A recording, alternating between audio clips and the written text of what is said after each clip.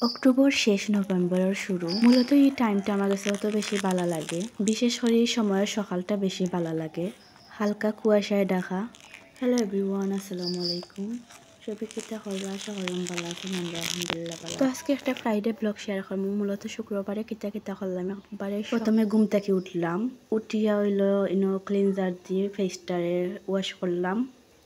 এরপরে আমার daily routine অনুযায়ী এক গ্লাস পানি খাইলাম, আর গ্লাসও কিন্তু আমার প্রায় আধা লিটার পানি আটে।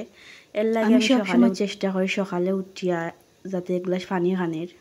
এরপরে আমি আমার পেজের ফলোয়ার্স চেক করলাম, আর নতুন পেজের ফলোয়ার্সগুলো চেক করলে খুব বেশি ভালো লাগে, কারণ যখন দেখি আমার পেজের ফলোয়ার্স বাড়রা, তখন আলাদা একটা শান্তি কাজ করে নিজের মাঝে। আপনার যারা পেজ আছে তারা হইতে পারবা। আমি সবসময় ঘুম থেকে এরপরে ফাঁকঘর আইয়া চুলা ধরাইলাম। তো ইনোর মাঝে এখন আমি নাস্তা খাইলাইমো আর চা খাইমো। এরপরে আজকে মেনু লাগিয়ে আমি ভাত রান্না হয়ে গেছে। এরপরে আমি শুক্রবারে আমি সবসময় চেষ্টা করি শর্টকাট কিছু খানের। তো আজকে রান্না হইব ডিম দি আর আলু দি।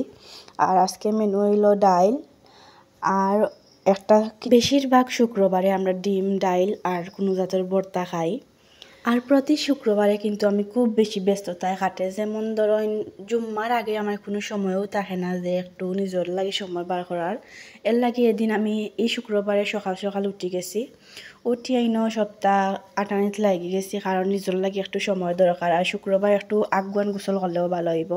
এরপরে আমি ডাইল লবণ দিয়ে দই লইলাম, আর ডাইল যদি লবণ দিয়ে ডাইল দইলে ডাইলের মাঝে একটা যে গন্ধ আছে, গন্ধটার থাকে না, খুব পরিষ্কার হয়ে যায় ডাইল। আর ডাইলটা রান্ধিবা আমার আম্মা, এর লাগে তান্ডে আমি সপ্তাহ জোগাড় করে দিলাইরাম। আমি পেঁয়াজ কাটি লাইরাম, আমি আবার পেঁয়াজ কাটাত অতটাও দক্ষ নয়, তারপরেও চেষ্টা করলাম তুলনামূলক ফাস্ট করার। ইদানিং খেয়াল করে দেখলাম শুক্রবারটা আমার মাঝে খুব তাড়াতাড়ি হয়।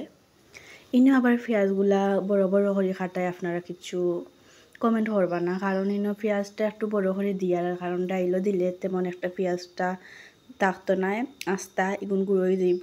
এরপরে ডাইল বাগার দিতে রসুনের পেস্ট লাগবো, এর লাগে আমি রসুন না কাটিয়ে বসাইয়া দিলাম। আর এই বাইরে আমি এখন ডিম লাল করম। আর ডিম লাল আগে কিন্তু আমি প্রচুর ডরাইতাম, কারণ ডিমটা যখন ফুটিয়ে উঠে তখন উফরাইয়া পড়ব।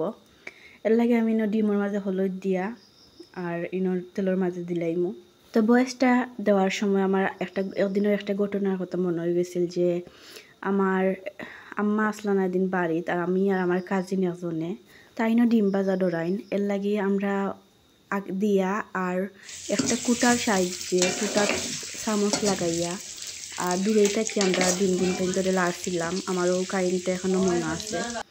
আর এই বাইরে আমার আম্মার তো ডাইল হয়ে গেছে। আমার আম্মার তো ডাইল কিন্তু খুব বেশি মজা লাগে আমার কাছে, পাতলাও না আবার তেমন একটা গুণও নাই ডাইলটা। আর একটা নতুন ড্রিঙ্ক বার হয়েছে, একটা রিভিউ দেখলাম যে বালা আর খাইতেও মজা লাগে, কিন্তু আমার কাছে তেমন একটা বালা লাগছে না। আর আমরা গাছের কলা ফাঁকছে, আর আনামত সরি কিন্তু দেখতে খুব সুন্দর লাগে, আর কলার কালারটাও কিন্তু খুব বেশি সুন্দর লাগে। আর গড় ঝাড়ু দিলাম। আমার শুক্রবারটা একবারে ব্যস্ততায় কাটে, আমি একবারেও নিজের লাগে সময় পাই না। আর দেখতে দেখতে সন্ধ্যা হয়ে গেল। তো সন্ধ্যার ব্লগ আমি আজকে শেষ করলাম আমার আজকের ব্লগটা। আপনারা যারা আমার ব্লগ দেখেন রেগুলার তারা অবশ্যই লাইক দিবা, আর যারা এখন আমার পেজটারে ফলো করছেন অবশ্যই ফলো দিবা। আসসালামু আলাইকুম।